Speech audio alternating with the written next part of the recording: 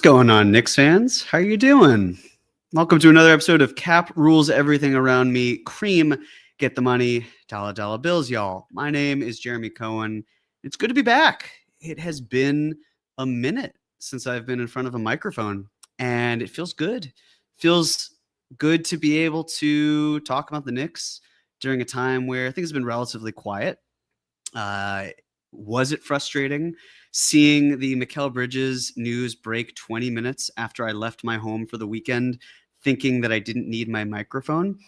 It was, yes. But John handled the live stream, the emergency live stream, very well. So thank you to John for that, and to Andrew as well. So, it is what it is. It was what it was.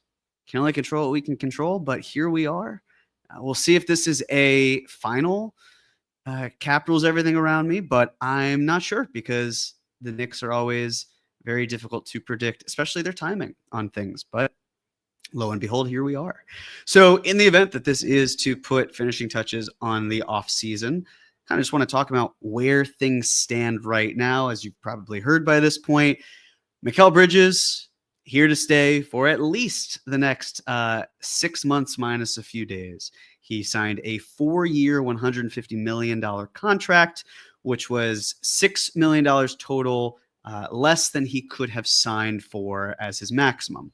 Might be wondering, is it an ascending contract or is it a descending contract? It is absolutely an ascending contract. The reason being, based on what his max salary slot would be next year, if you were to then decrease it by 8% instead of increasing it by 8%, definitely not going to get the same number. So it's an ascending deal. This is someone who plays every single game, who is clearly not as impactful as envisioned when acquired, but perhaps a lot of that might have to do with the coaching. And of course, Bridges and Mike Brown were seen at Summer League together often. From where I saw with the first game that the Knicks played, they seemed very chummy as well. So even with the cameras not on them, it seemed like they were having good conversation. But Bridges is here to stay. And when you talk about a league where you need 3-and-D level players or guys who can at least do a little bit more, he certainly has more in his repertoire than just being a catch and shoot guy who can defend. There's some great stats out there, of course, about how he has helped at the point of attack with limiting a lot of drives and what he can do perhaps a little bit more off ball, maybe not running him into screens as much. The real thought is, which I'm sure will come for a lot of fans, was this an overpay? And the feeling for me was you had two options with Mikal Bridges this summer. You could extend him or you could trade him. You didn't have to do one or the other. The Knicks could have let this drag on, but it's better that they just went with it and got a player under contract. Do I think that Mikal Bridges could have gotten more on the open market? Probably not. However, that's not a definitely not. There's nothing stopping a team like the Wizards, for example, from saying, hey, we're going to throw a lot of money at you and we're going to try to lure you away and then we'll move you. And the good news is you'll have made your money. Does that mean that would have happened? No, but the good news is we don't even need to experiment or see if that would happen because it can't, because Bridges is under contract and the Knicks have team control. And should there be some sort of move available to them at the deadline in 2026, they can use his contract if they want to. And if they don't want to, they don't have to. They've got him under control. So with that in mind, I'm just happy that the extension is done. I'm happy a little bit of money was left on the table. That's all good. And now we can kind of move on with the rest of the offseason and piece things together. So I basically just want to run through where the Knicks are at from a financial perspective. And I want to visualize that as best I can. And of course, I'll break it down if you're not watching this. But if you are, I want to be able to show where the numbers lie. So I've created a spreadsheet. And if we could kindly get it up. I've got Mark on the 1s and 2s today. Thank you very much, Mark. So if you look here, this is the Knicks roster. And effectively, I have cleared away Precious Achiuwa because his cap hold's not really going to matter. Gotten rid of some other guys in their cap holds, players who aren't going to be here, who are unlikely to be signed and traded elsewhere. Again, as a reminder, the Knicks can sign and trade a player away. They cannot acquire a player via sign and trade. So if you look at this, essentially right now, the Knicks have 12 players under contract, and they are well into the tax, which is fine. They are $8.16 million above the first apron, which is also fine because they're not hard capped at the first apron. And they are $3.72 million below the second apron. They have to stay below the second apron the entire year. They are hard capped at the second apron because of Guerschon Yabusele. They signed him for less than the full taxpayer mid-level exception, so that's great. So there are 12 players under contract. The Knicks will need to get to 14 at some point. They do not need to enter the regular season with 14 players under contract. Similar to how last year went, the Knicks went into the season with only 12 players under contract. Then they waited till 14 days elapsed, and on the 15th day, that's when they signed Ariel Hukporti, and I believe it was Matt Ryan, to contracts that were less expensive than they would have been. This was a cap maneuver. So the question, of course, is what do the Knicks do in order to fill those last two roster spots? When should they do it? What feels right? Well, let's say, for example, let's use Landry Shamet purely because of his name. He was here. He's a shooter the Knicks could use, more shooting off the bench, even for guys who aren't necessarily going to be in the rotation. So Landry Shamet is, at this point, probably going to be a minimum player. He's not going to sign for more than the minimum. If the Knicks were to give him a minimum contract, it would be a little under $2.3 million. So just by doing that, right now, we've signed Landry Shamet to a guaranteed contract. The Knicks are at 13 roster spots, and they need to get to 14 eventually. Now, they have $1.42 million in space. And if we scroll down, you'll see that the rookie exception, the minimum salary there for really any player who is a rookie, it's $1.27 million. So the Knicks could go into the season with Landry Shamet and with a player they sign with the rookie exception, or a player that they don't sign with the rookie exception who can also sign for a minimum contract. It's confusing. Let me explain. So players who are eligible for the rookie exception are guys like Hugo Besson, player that the Knicks picked up his international draft rights at the deadline with Milwaukee in the Jericho Sims trade. There's Mohamed Diawara, who the Knicks just drafted with the 51st pick overall, Rokas Jokubaitis, who would have to come over from Europe, and James Nagy, who also would have to come over from Europe, played in the Summer League this year. Those are the players who can be on the rookie exception. They have not signed an NBA contract to this point, and they were drafted. You can't sign undrafted free agents, which is why Dink Pate is not an option for that second round rookie exception. He can't sign for it.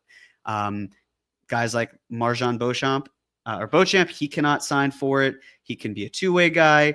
Kevin McCullough Jr., he can be a two-way guy, or he can sign for the minimum at the year one salary. Dink Pate can be signed at the year zero salary, but not to the rookie exception. So basically, imagine a world where the Knicks signed Mohamed Diawara and Dink Pate, and that's how they filled out their roster, right? So they could be earning the same amount, but because Dink Pate was acquired as an undrafted free agent and not drafted, the Knicks would only be eligible to give him essentially the same deal that Hukporti got, which was a minimum deal in year zero as a rookie, but it's not the rookie exception. Meanwhile, a guy like Diawara could earn the same salary as Dink Pate, but he would have multiple years of guaranteed money. He could get up to 4 years, with the fourth year being a team option. So that's where being drafted really is a difference, which is why I would suspect Dink Pate is going to lock up one of those two-way spots. The Knicks are the only team in the NBA that has all 3 two-way spots open. Dink Pate can't be signed to the rookie exception. Again, could be signed to a minimum deal that is not the rookie exception, but the easiest path for him is to be signed to a two-way. Kevin McCullough Jr. could also be signed to a two-way. I believe Beauchamp and Watson can also be signed to two-way deals because they've played under 4 years of the NBA. They have less than 4 years under their belt. But really, we want to focus on these guys. And for the sake of the argument, let's just focus on Diawara occupying that spot. So if the Knicks were to go, let's say today, they signed Shamet to a guaranteed contract and they signed Diawara to a guaranteed contract, they would have $148,358 worth of space. That means, barring any sort of trade, the Knicks can't sign another player with their money until, I believe, March 26th or March 27th. So that's a really long time. So then comes the question of, well, what if the Knicks didn't do that? What if the Knicks didn't sign Shamet and they didn't sign, in this case, Diawara to the rookie exception, and they waited a little bit? They waited those 14 days. Well, if you wait those 14 days, you can find it's about $1 million worth of savings for Diawara in this case.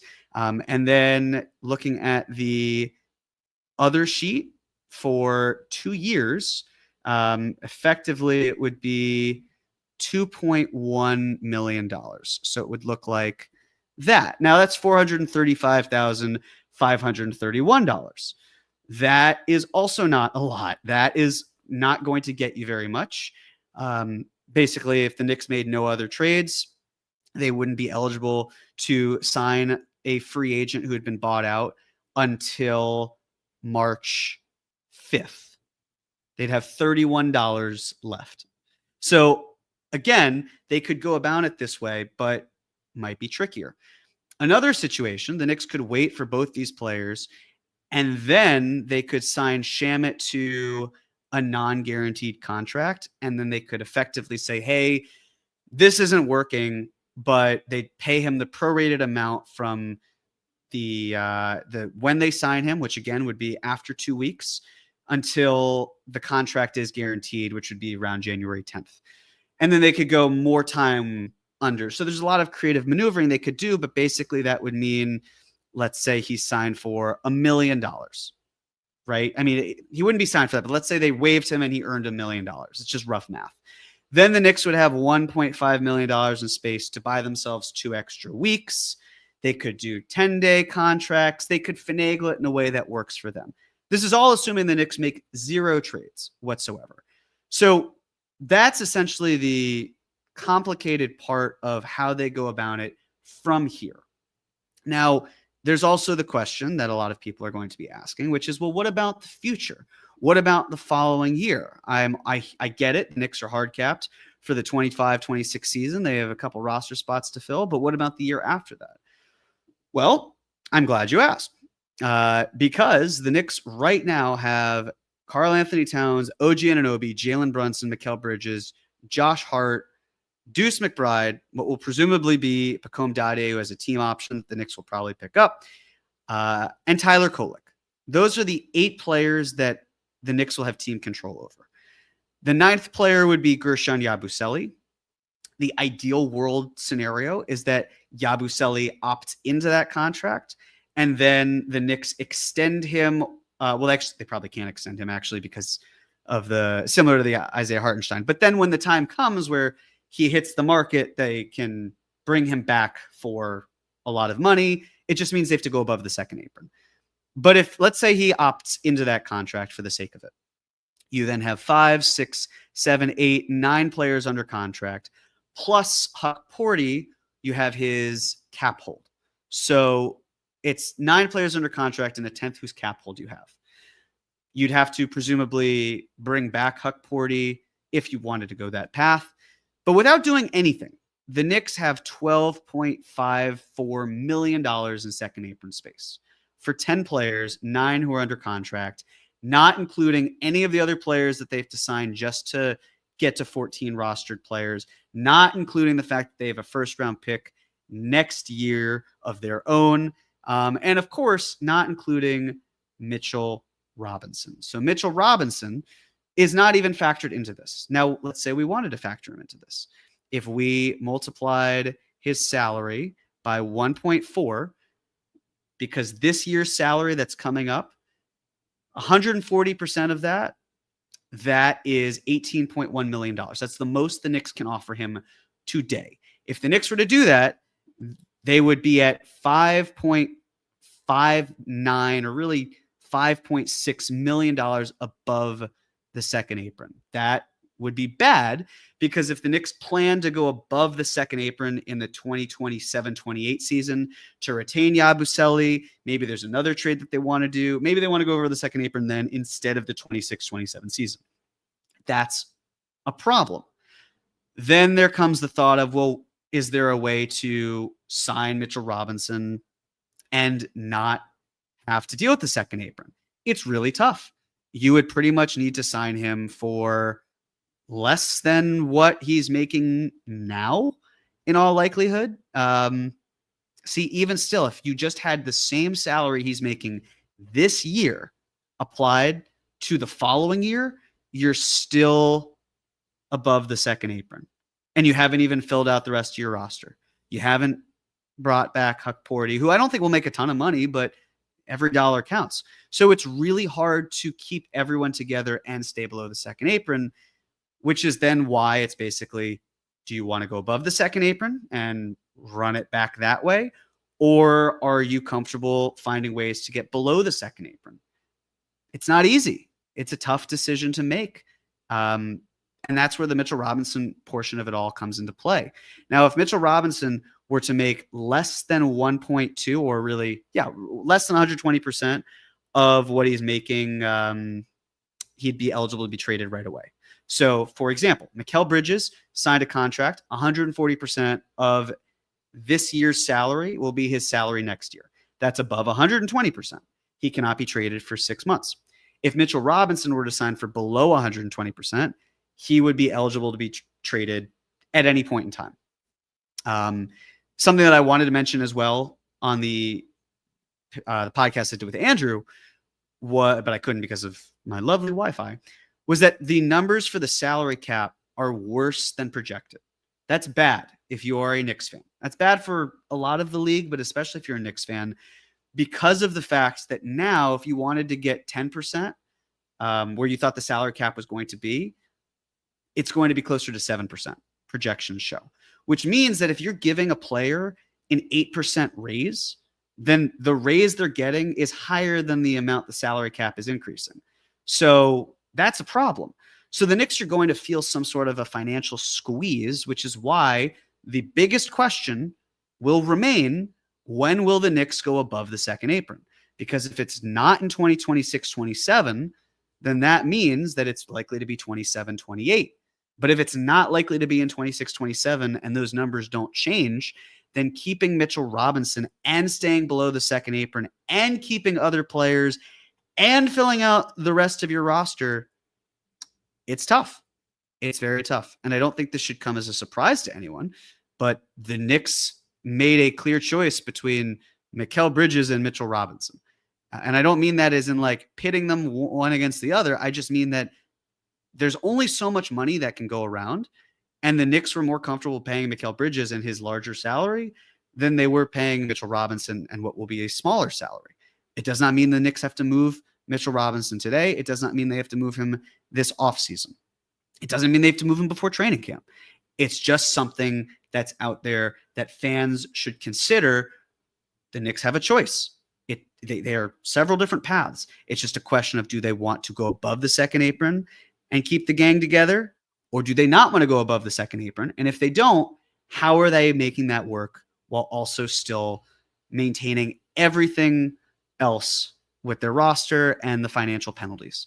So I know this is a long-winded way of going about it, and I appreciate you seeing how I do it. But there are questions that we just don't have clear answers on. The only good news about the Bridges deal, to me at least, other than the fact that he's signed and we can put it in the past, is that the process of elimination and how the Knicks figure out their roster gets a little bit easier because we have another fixed cost in the door. So that's that. The Knicks have some choices to make in the short run and the long run. Hope I didn't basically just answer an entire podcast worth of questions in one monologue. But if I did, we've got plenty to talk about either way. Happy to spitball. But it seems like we have some super chat contributions that have come in first. So why don't we get started? First one from Kevin Danishevsky. Jer, you living in crazy town. Seriously, how am I supposed to trust any reporter that said this would be the biggest offseason ever after this snooze fest? This offseason was surprising in ways we didn't expect. Like, who out there had Damian Lillard getting waived and stretched and then signing with Portland for the full non-taxpayer mid-level exception? I didn't. And if you're saying you did, then I just don't believe you, respectfully. I just don't, because that is crazy. But lo and behold, it happened. In terms of big names being moved or not being moved, yeah, it was more dull than not. The Giannis thing, just as an NBA fan, continues to intrigue me. The Spurs, as we talked about, would be another team that I would gather would want Giannis. I mean, what team wouldn't, but that would also have the pieces to make it work. They extended De'Aaron Fox as soon as they could. That was announced today. It's pretty much going to be 6 months to the day of the extension, similar to Luka. That's what they were waiting on. So De'Aaron Fox can still be traded before the deadline, which is something to maybe keep of note. But this has been a relatively quiet offseason based on how it was built. The other thing with Giannis that I'll mention is Shams was talking today about the will he or won't he. But Shams himself has also said before he's not tapped into what Giannis really does. So who knows what's going to happen? I mean, again, not a lot of us predicted that Cat would be a Knick right before training camp last year. So there's still time for the offseason to be chaotic. There's still several restricted free agents who have not signed.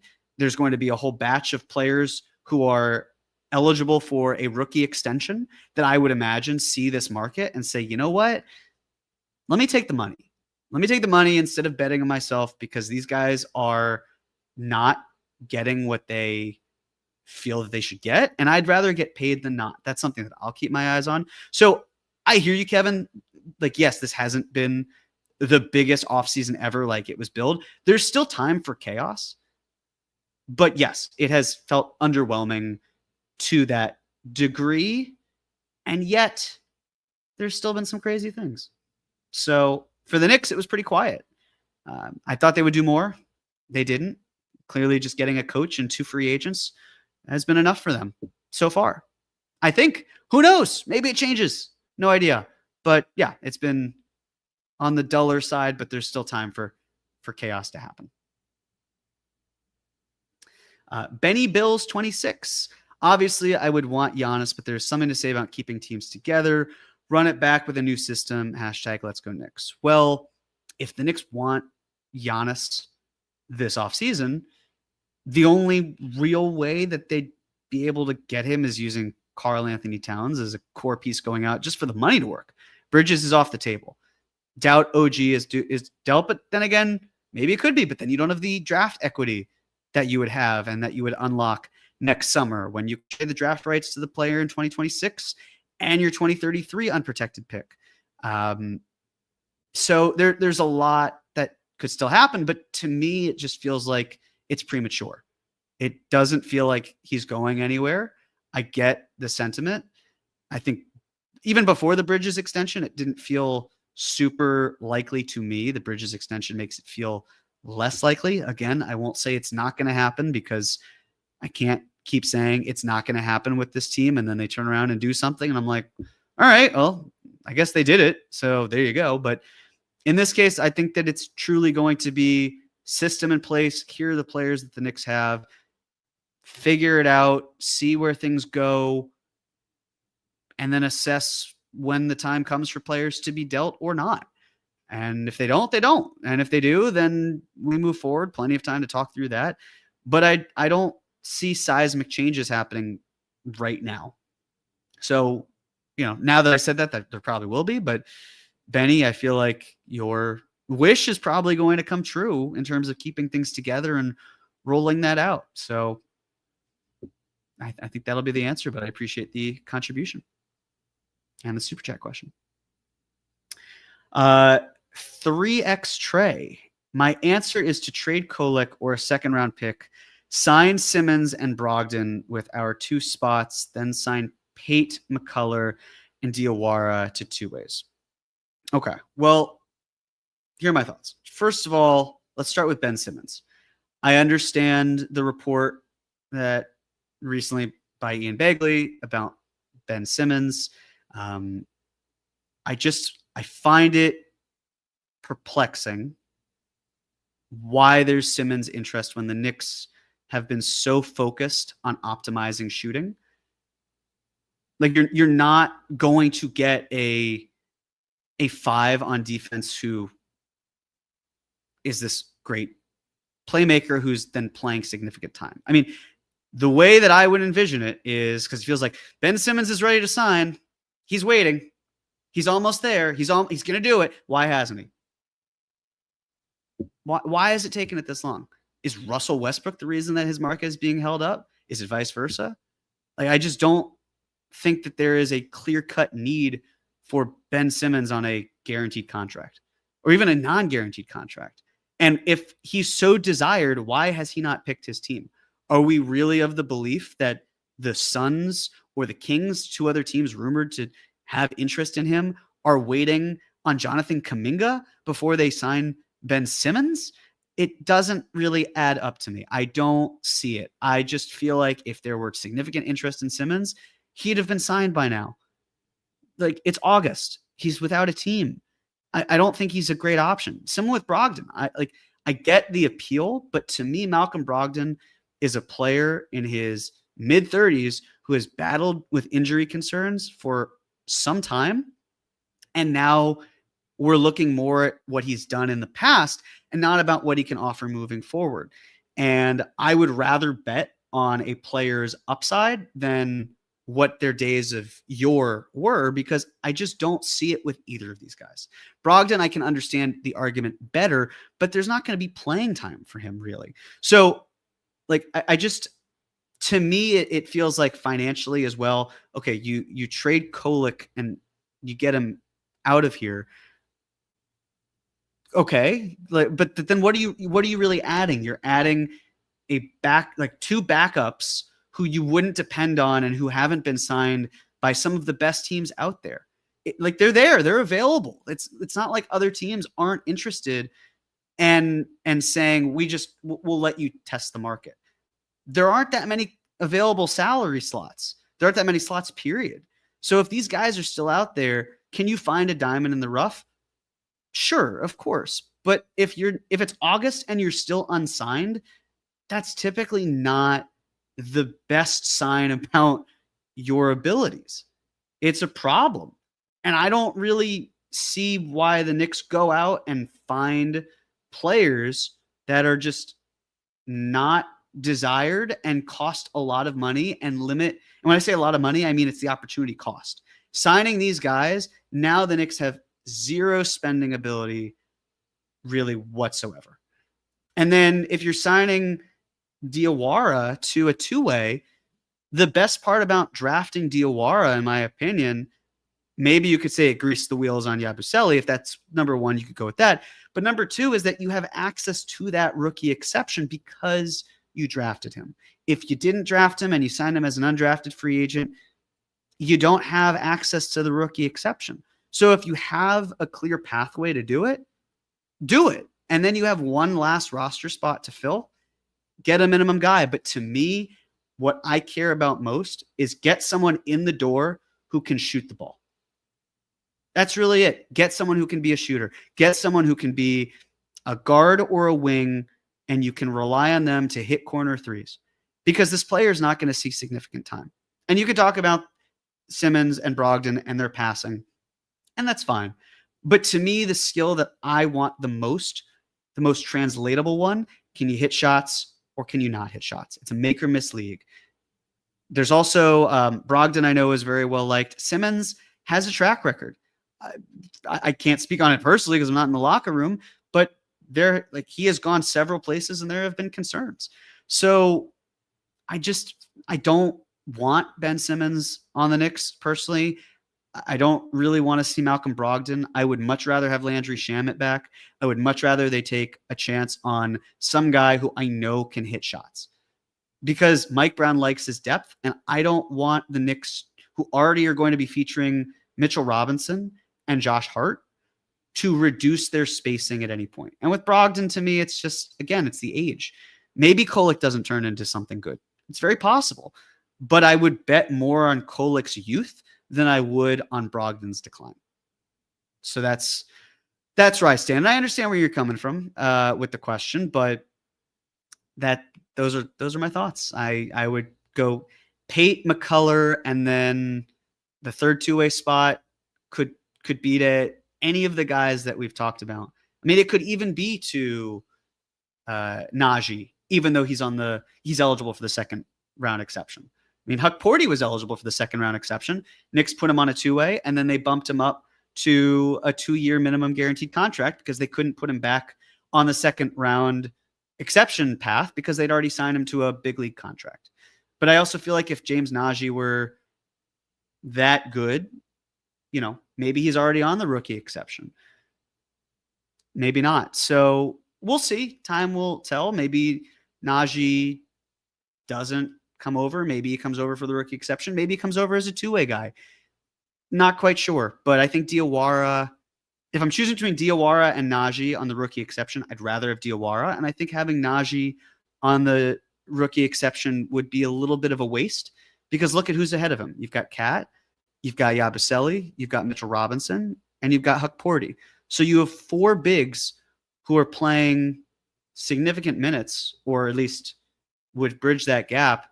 I'd rather have someone who spells if OG misses time. I'm not saying I trust a rookie, but that's also the Tibbsian, like the Tibbs pilled portion of my brain that Mike Brown might not have. And that's subject to change. I'm open to having that change. So I get where you're going with this vision. We don't share the same vision, but I see why you would go this direction. And I appreciate you asking it. So thank you. All right. What other questions we got? Super chat or not? Happy to answer any and all questions that we've got here. What are we thinking?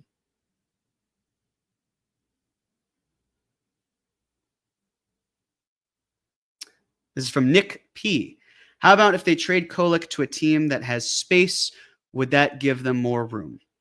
It's a good question. So presume that the Knicks traded Tyler Kolek.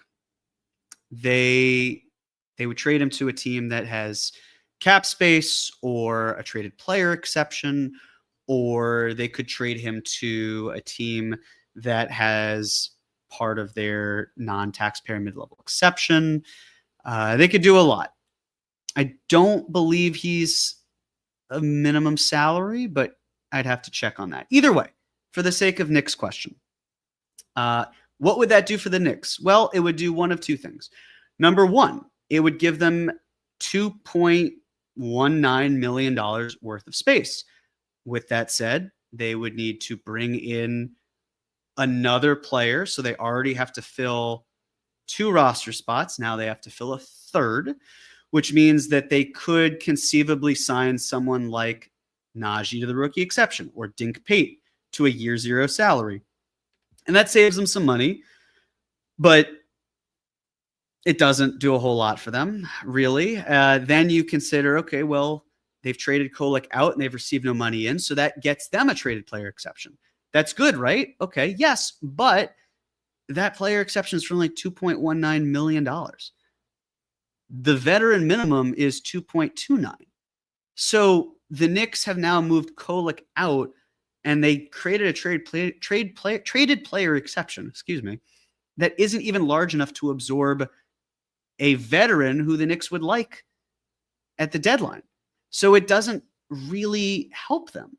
Now, does it create more space for them to sign a veteran like a Brogdon type, for example? And then they could use that salary to flip at the deadline for another veteran making the same amount. Sure, they could do that, but you're not using the traded player exception that you created with Kolek. So it doesn't really help them. And I get the mindset behind the Knicks should move Kolek because you have Clarkson in and this. That. The Knicks really have liked having 3 point guards on the roster.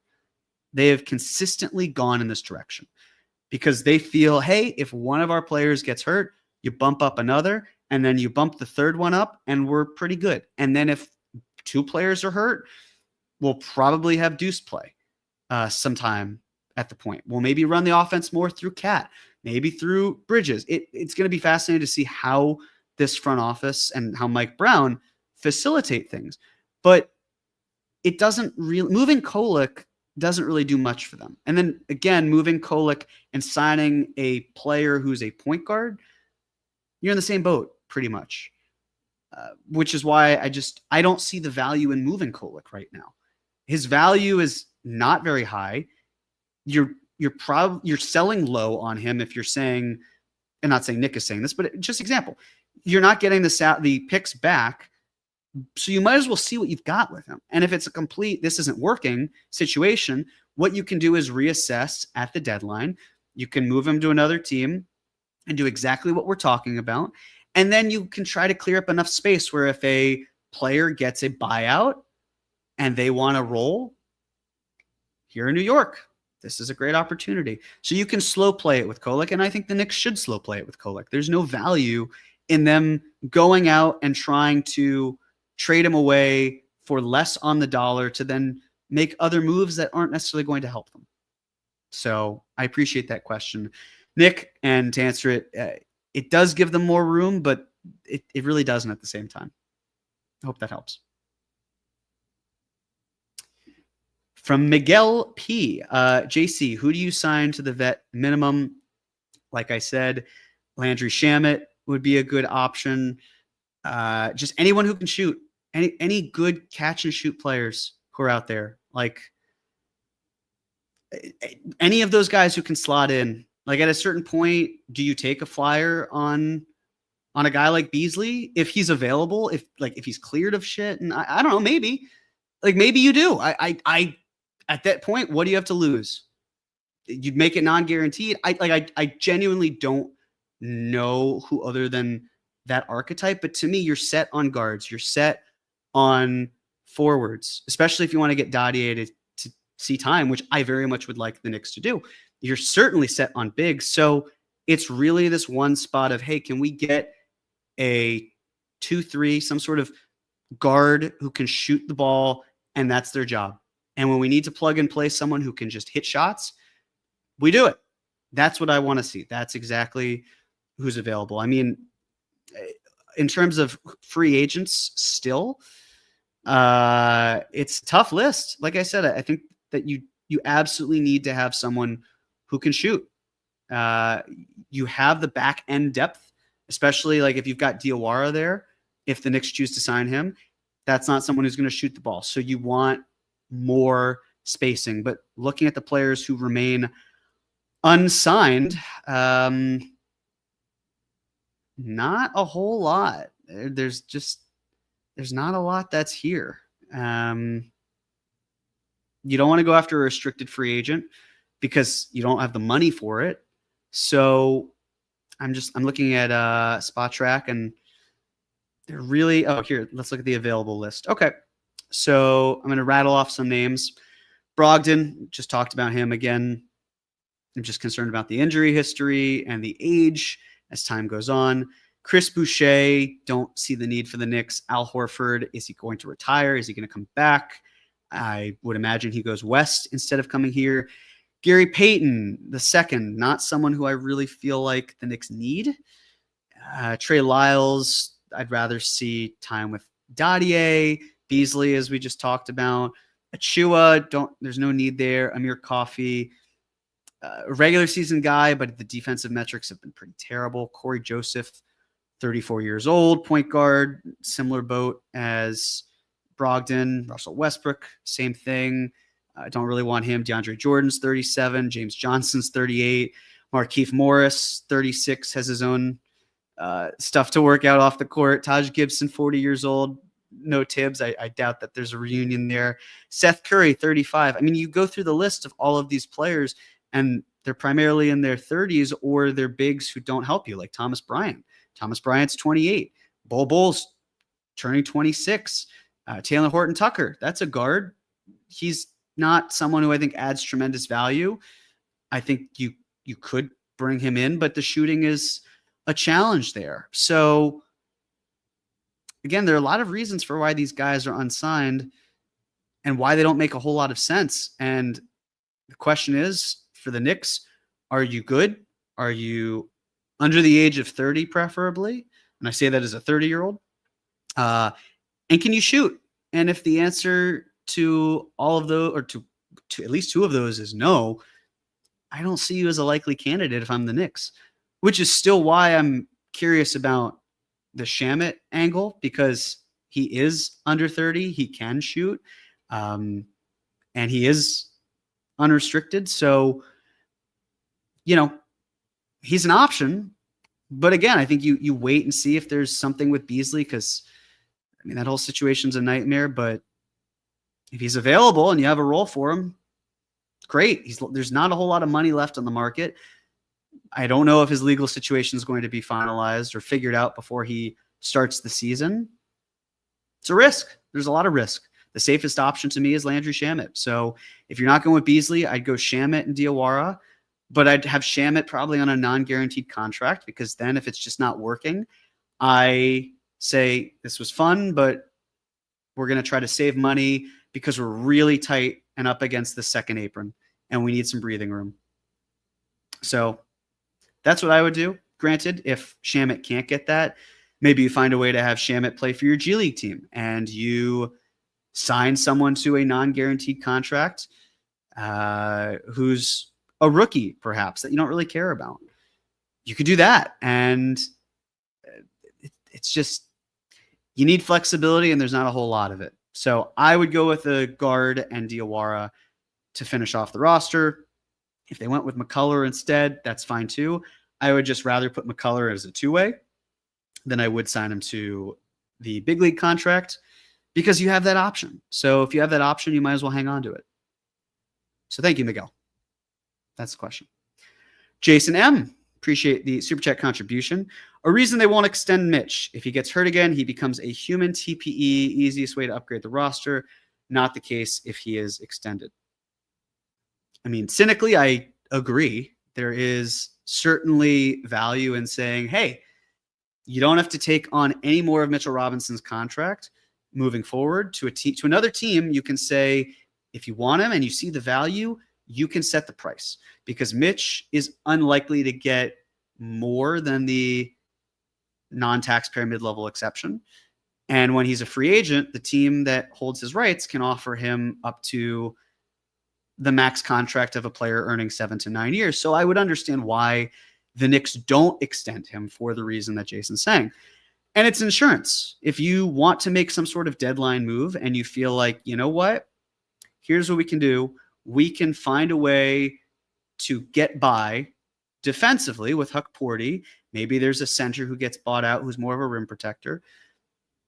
Who knows? And then you're able to upgrade the roster another way, or you just play it by ear until next summer. And then you say, do we want to bring Mitchell Robinson back? If the answer is yes, you could do that. If the answer is no, you sign and trade him, but you've certainly lost leverage there. So I agree with Jason. There's certainly a risk in extending someone who's had injury concerns like that. I would imagine he would want a contract. His value is good right now, considering how the end of last year and his performance has played out. But yes, that is a reason. If he gets hurt, you're looking at a liability, and it depends on the injury. Whereas if you have an expiring player or guy on expiring contract, it's a lot easier to move that at the deadline than not. So you just need to find a way to replace him if that's the case. And I don't know if it's necessarily replacing him with a similar caliber player, or if it's finding a different fit for your roster. We have plenty of time to not have that conversation until the time is right. Time's not right now, but you never know. You never know what could happen. So I get it. And I agree overall with what Jason's saying. So I appreciate you mentioning that, Jason. Thank you.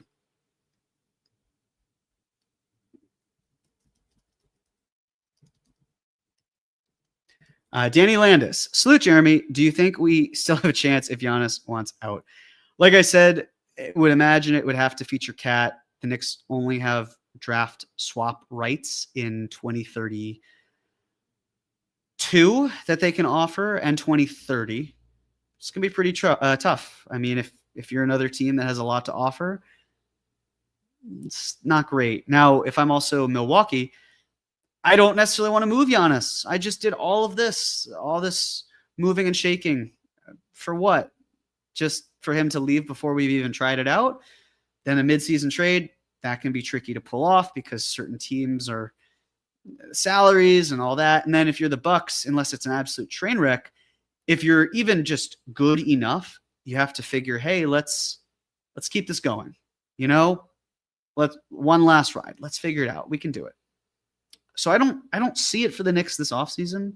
I don't see it for the Knicks this season. Could it happen next summer? Yeah, I think they'd be well positioned to doing that. And they have several options, but there are other suitors that will want Giannis as well. So do I think the Knicks still have a chance this year? I'd say they're very far behind the pecking order of the best offers available. Next year, though, they have a better shot. Problem is other teams will have a better shot too. So we shall see, but that's, do they have a chance? Yes. I just think it would be pretty slim this summer. But thank you, Danny. The Organic Fanatics Show. With a win now season, would it make more sense to fill final roster spots with experience over the youth? I think it can be both. What does experience really mean? Because a player who's had more than 2 years of experience, they count as a veteran the same way a player who's had 10 years of experience has had. So, I would go with a younger player just to fill it out from a financial standpoint. And then that last roster spot, my whole thought process is this team is old enough and mature enough, and I think especially with a new voice with Mike Brown, where I would hope they don't need to bring in a player who's in that PJ Tucker role from the jump. I think it would be a mistake. You have a finite amount of money to use. So if that's the case, don't bring in someone who can't play. Bring in someone who can.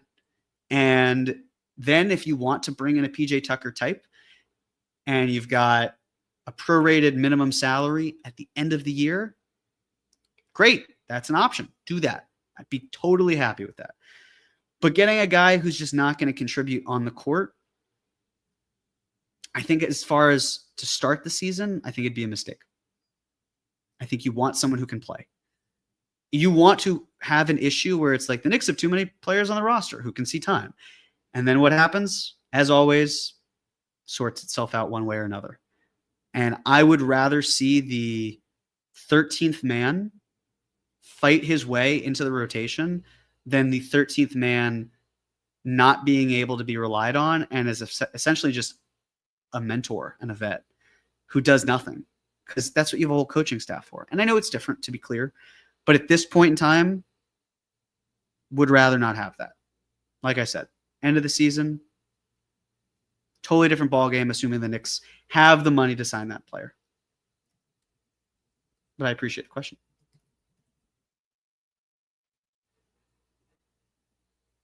And the Organic Fanatic Show says, appreciate your hard work, Jeremy. Thank you.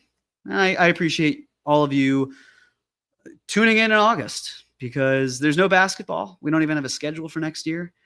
And yet here we are talking about basketball. So thank you very much. It's a testament to all of you and your interests, and I certainly appreciate that. Jason M. with another Super Chat contribution. Issue with the vet minimum: if they play well, can't re-sign. Depends on what you mean, Jason. And Mark, I'd love to get Jason's follow-up in the Super Chat, because the Knicks, if what Jason's saying is if this player plays well, it's hard to retain them the following year. Sure, absolutely. But that's going to be a problem no matter what. That to me is like a next year issue. We'll worry about that later. This is a win now season. Knicks need to win now. If you can get the best talent in the door for the cheapest price, do it and sort out later.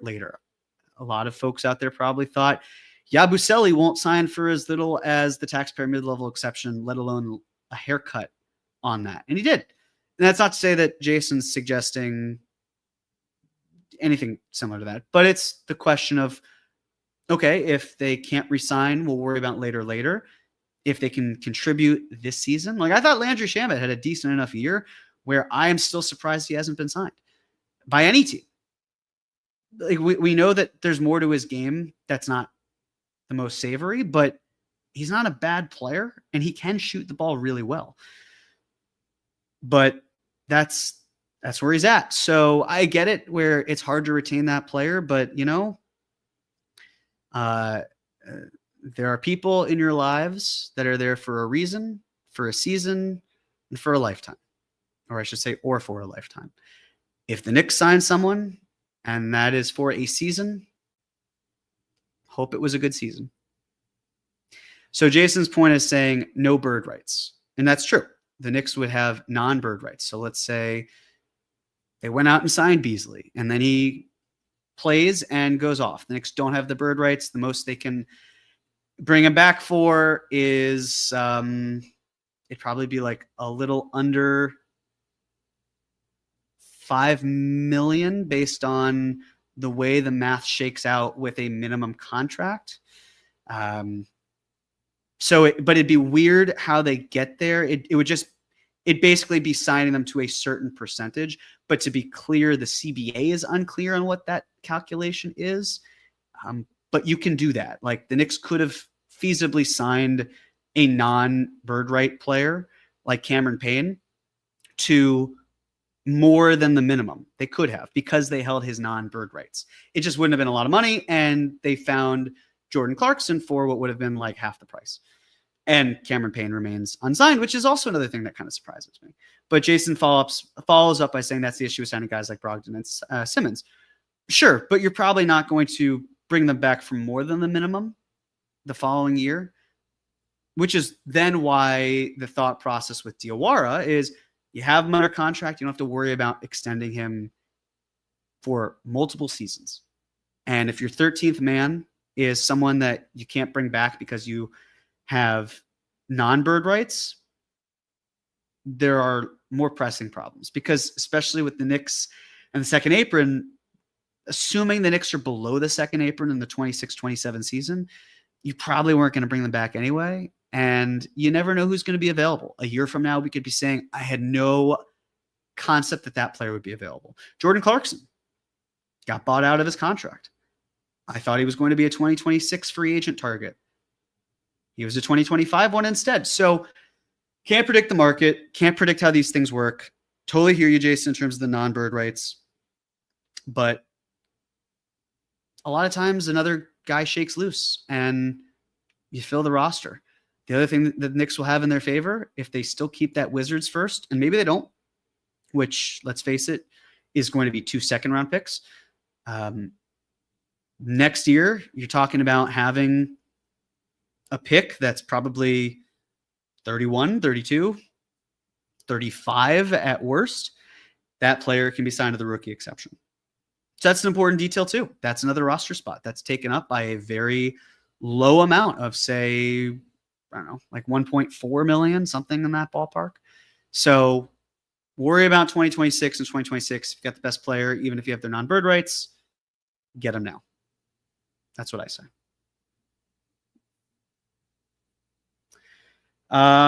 AG Days 26. Jeremy, you mentioned Cat as part of the trade for Giannis. Why not OG, Mitch, and Deuce? I'd imagine Milwaukee would prefer OG to Cat. First and foremost, I think any trade with Milwaukee would probably feature a third team because the reason I didn't mention it is Giannis Antetokounmpo is a top 3 player in the NBA. He has been a top 3 MVP candidate, or at least I think top 4 MVP candidate since the 2018-19 season. He is elite. If you are another team and you want Giannis, you are bringing an elite package to the table. OG, Mitch, Deuce, some swap rights, and the Wizards seconds, that's not an elite offer. That's why I mentioned Cat. Because Cat, if it hurts to get an elite player, you're on the right track. If it doesn't hurt, probably not a target that's realistic. I mean, OG has tons of value, absolutely. But is there star upside. If you're Milwaukee, what do you want? Do you want to bottom out? You don't have your picks. Do you want to stay pretty mid? I would imagine not, but it's a tricky situation there. You probably want young talent. You probably want to find some other picks as well that aren't your own, or if there's a way to get your own back. But that's not what the Knicks can offer, which is why I think you need a third team. And that offer of OG, Mitch, and Deuce, again, it's OG, very good player. I mean, one of my favorite Knicks, had loved that they got him, was very happy about it. But he's not going to get you, he's not star value. Mitch, great player, but expiring contract. So now whatever team acquires him, they have to figure out paying Mitchell Robinson. Deuce McBride, fantastic bench piece. Could he start? Maybe he could. Maybe he's one of the guys that the Knicks start. But he is on a descending contract, steal of a deal for the next 2 seasons. But what happens after that? So you don't have a lot of cost control, and you don't have that superstar upside to help package it. So that's why I just don't think that that's just why I didn't mention it. Cat is an all-NBA player. In my mind, when you don't have picks available to you right now and you want to get a superstar, you've got to trade a star plus other things. And the package of OG, Mitch, and Deuce, there's nothing star potential about it. If we saw that deal, we'd be like, great, okay. I mean, others would say, hey, the defense or the depth, and I get it. I understand those concerns. But, I mean, at the same time, OG, Mitch, and Deuce going out and you're getting Giannis, that's highway robbery to me as a Knicks fan. I would love that deal. And the reason I would love that deal is why it's not a deal that Milwaukee would want. They'd have to get something else from another team. Hence why I think Cat would go to a third team. But again, I'd be surprised if Giannis were dealt before the season. But thank you for that. And Jason M following up saying, agree on Diawara for the rookie exception. It's more for fans suggesting we trade Kolek or Dadier for a vet like Brogdon. Totally understand you now, Jason. Yes, you're absolutely right. I understand why fans look at players who have been good or have been promised, and you want some bloom off of that rose. But then there's the thought of, how did these players get to be these players? They had time, they had development, and they were good. They were just naturally good, but that's the question. Will Dadier be good? Will Kolek be good? We don't know. That's what this season should be to help us find those answers. And a nice thing about having Mike Brown as your head coach is you don't have as rigid of a rotation. You can be more flexible.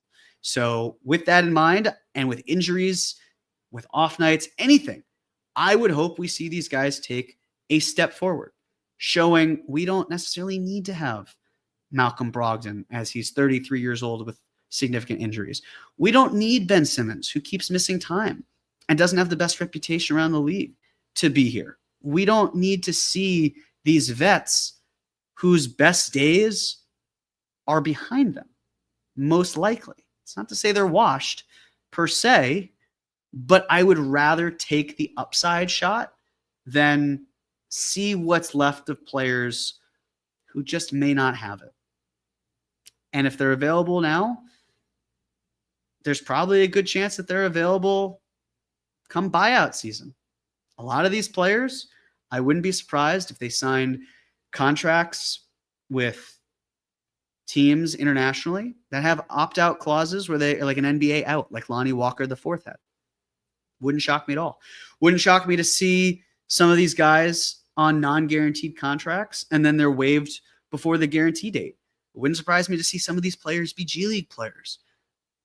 Point being, you're going to find an archetype of that guy down the line, and there will be some surprises. So you keep your options open. So, Jason, we're on the same page. Appreciate you mentioning it for those reasons, and thank you for following up on it.